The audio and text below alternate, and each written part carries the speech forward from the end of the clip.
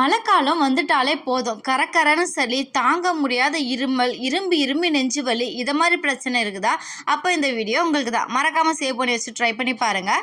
இது ஒரு வயசு குழந்தை இல்லைன்னு யார் வேணால் குடிக்கலாம், எந்த சைடு எஃபெக்ட்டுமே கிடையாது. அதுக்கு தேவையான பொருள் என்னென்னா மிளகு, வால் மிளகு, சுக்கு, சித்தரத்தை, ஜீரகம், கிராம்பு, ஏலக்காய், இது கூட கற்பூரவள்ளி இலை, கொஞ்சம் போல் துளசி, 2 வெத்தலை. இது 3 ஆள் குடிக்கிற அளவுக்கு நான் சொல்லியிருக்கேங்க. 250 ml தண்ணி ஊற்றிட்டு நல்லா சுட்டதுக்கு அப்புறமா நசுக்கி வச்ச சுக்கு இல்லைன்னா நீங்கள் இஞ்சி கூட சேர்த்துக்கலாம். ஒரு 5 போல் மிளகு, இது தொண்டை கரகரப்பு அது எல்லாத்தையுமே சரி பண்ணி கொடுக்கும். இது கூட வால் மிளகு, கொஞ்சம் போல் கிராம்பு, அது கூட ஏலக்காய், இது எல்லாத்தையுமே உங்களுக்கு இம்யூனிட்டியை பூஸ்ட் பண்ணி கொடுத்து சளி இருமல் வந்தாலும் தெம்பாக இருக்கும். நாட்டு மருந்து கடையில் சித்தரத்தன்னு கிடைக்குங்க. அது ஒரு அரை விரல் இன்ச்சு அளவுக்கு எடுத்து இடிச்சுக்கிட்டு இது கூட ஜீரகத்தையும் சேர்த்துட்டு கற்பூரவள்ளி ஒரு 5-6 இலை கூட போட்டுக்கிட்டா கூட ஒன்றும் பிரச்சனை இல்லைங்க. அது கூட கொஞ்சமாக துளசி சேர்க்கறதுனால உங்களுக்கு ரொம்பவே ரெஃப்ரெஷ்ஷாக இருக்கும். இந்த சளி இருமல்னால தொண்டையிலேன்னு நெஞ்சு வரைக்கும் அடைச்சிருக்கிற எல்லா சளியுமே இந்த வெத்தலை சேர்க்கறதுனால உங்களுக்கு சரி பண்ணி கொடுக்குங்க.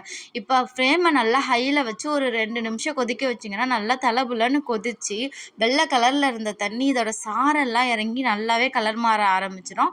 இந்த ஸ்டேஜில் சிம்மில் வச்சு நல்லா கொதிக்க வைங்க. 250 ml தண்ணி 200 ml ஆகுற அளவுக்கு சுண்டுனதுக்கப்புறமா உங்களுக்கு டேஸ்ட்டுக்கு பனக்கல்கண்டு இல்லைனா தேன், கருப்பட்டி எது வேணால் சேர்த்துக்கலாம். ரொம்பவே நல்லாயிருக்கும். குழந்தைங்களும் கண்டிப்பாக குடிப்பாங்க.